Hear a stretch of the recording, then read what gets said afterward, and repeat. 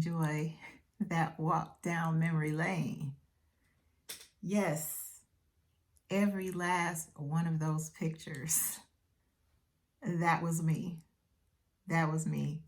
And I have more. I could go on and on and on. I literally spent the majority of my adult life struggling with my weight. But don't get me wrong, I didn't feel like I looked bad. I liked my curves. I had grown to be proud of my curves. In fact, it took me some getting used to not having so many curves. But I didn't feel well. I didn't feel well. I would wake up feeling like I got a ton of bricks just sitting right here on my shoulders. I was sluggish. I always had this brain fog. Like I felt like there was this cloud. Like I couldn't see clearly. I couldn't think clearly. I couldn't focus for too long. It was just terrible. I felt terrible. I got to a point where I felt desperate. Like I got to do something about my health. I can't keep going on this way. I'll be honest, I don't know how I found this book. I don't remember, but I found this book, The Plant Paradox by Dr. Gundry, and it changed my life. It changed my life because I had been trying to follow healthy advice for quite a while, and none of it was working. He explained in this book why that was the case. So it gave me a better understanding of the body and the fact that for the most part, the majority of our health comes from the health of our gut microbes. I'm not going to go into it, but if you don't want to take my word for it, you don't want to take Dr. Gundry's word for it, there's other books on it. The Brain Maker. This one explains why I had so much brain fog. That's literally inflammation in your brain. This explains some of that. I'll be putting these resources for you in the description. So if you want to know more about them, you can find it there. So I read that book and there was some key things that I immediately changed. I stopped eating so much sugar, wheat, corn.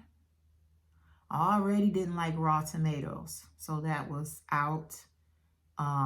Peppers, and there are some other things. So, I stopped eating as much beef, definitely not as much pork, and even now I don't even eat as much chicken as I used to. My diet kind of consists of mostly like fish and healthy leafy greens and things like that. So what do I eat now? A lot of broccoli, a lot of Brussels sprouts, a lot of greens, lettuce, kale. I could go on, but instead of that, what I'm going to do for you is put a list of those foods. This isn't my list. This is Dr. Gundry's list in the description. Also, if you're like, okay, well, what do you do with those foods? I'm very simple, plus my time is very limited. So I do things like quickly steam vegetables, and then I might bake something because you can multitask while you bake or air fry some chicken. So I do things like that. But if you're a person, you're like, okay, I need a little bit more variety than that, then you need to check out the Plant Paradox cookbook. Lots of good recipes in here. It even shows you how to make crust so you can enjoy things that you still like, just in a healthier version. That's basically what I did. But here's the thing. Here's what I learned. You can know what to eat, and you can know what not to eat. And you can know that you need to exercise and still not do any of that. Why? Because we have emotional reasons for why we eat. I had to figure that out. A lot of times, what we are craving, when we think we're craving food, is just a more rewarding experience. Like, I literally would come home from work and I would just be so drained. And I felt like I literally got nothing out of my day.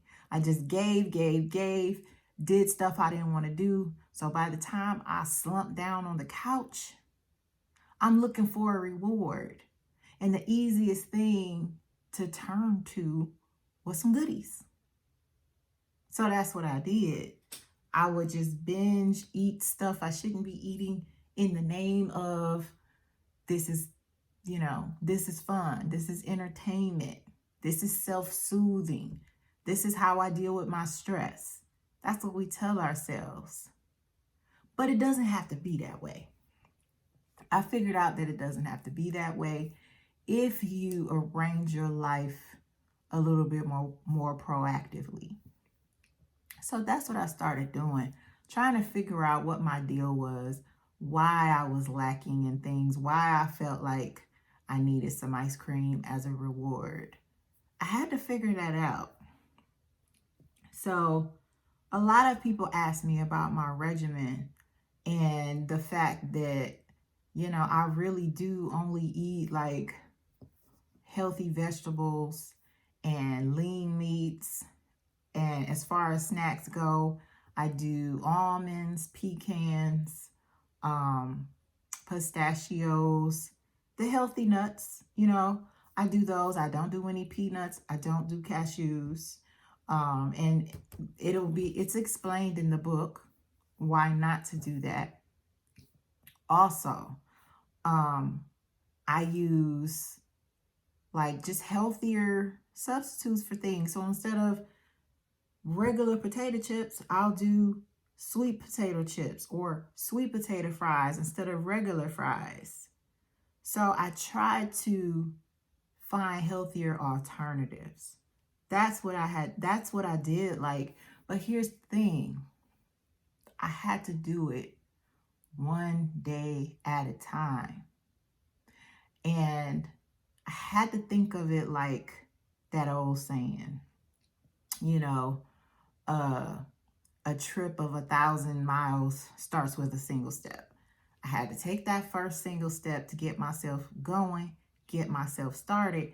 And then I had to keep doing it day by day, and reminding myself, if I allow myself to fall off today, basically all that I just did last week is for nothing. I'm gonna have to start all the way over. That's how this goes. Sugar is one of those things that as long as there is sugar in your bloodstream, your body is gonna be in fat storage mode. Whether that sugar is refined sugar that you add or sugar from fruit. If you're eating it, sugar is keeping you in fat storage mode. You cannot burn fat while you are in fat storage mode. In other words, you can't burn fat if you're eating sugar. You could have went and did a great week and then you just kick your body back into fat storage mode. And I'm telling you, for some reason, we store fat faster than we lose it. So that's what I had to learn. There's so much more to this, but I can't talk about it all in a video. It's just not possible. And that's part of the reason why I decided to organize a 30-day boot camp so that I can, we're doing Zoom sessions so I can explain some things in hopefully an engaging way that makes it make sense to you. But there's so many pieces to this. There's the how to get over the emotional eating part. There's the what should you be eating part, what shouldn't you be eating part. There's the reducing your intake of as many chemicals as you can part. And then there's the movement, getting healthy exercise and all that stuff. There's so many different things. For me to try to shove it into a video would be overwhelming. It would. But what I will try to do is maybe do, focus on little chunks here and there as we go. My hope for you, though, is that you'll go look at those resources, start educating yourself so you don't have to wait for me, because this is you and your life and your health. Or, once you start educating yourself and you realize, oh, I'm going to need some help with this, sign up for my boot camp. The beautiful thing about now is that between now and November 30th, you can get a whole $20 discount. So I've put the discount code in the description for you as well. There's a link there for where you can go and read about more of what we're going to be doing, and just get an idea if you're ready to start making some changes. So I just got to a point where I couldn't take it anymore. Now, everybody's process is different. If you haven't gotten to that point yet and you haven't gotten it settled in your mind that you're going to do it, then probably not going to do it. But if you're like, I want to do this, I'm going to do this, you will do it. If I could do it, anybody can do it.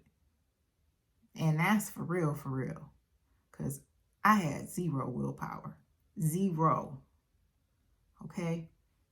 But I'll tell you this.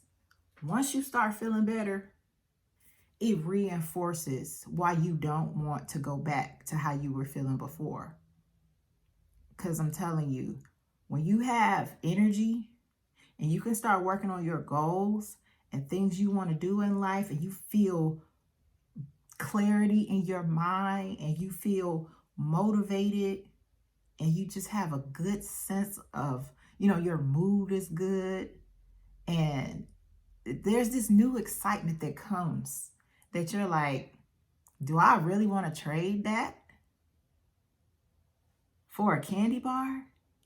Like, can the excitement that a candy bar or some ice cream, can that excitement from those 5 minutes replace what I really can get out of life if I have my health all the way in order? Those are the questions I had to ask myself. So those are the questions I'm asking you.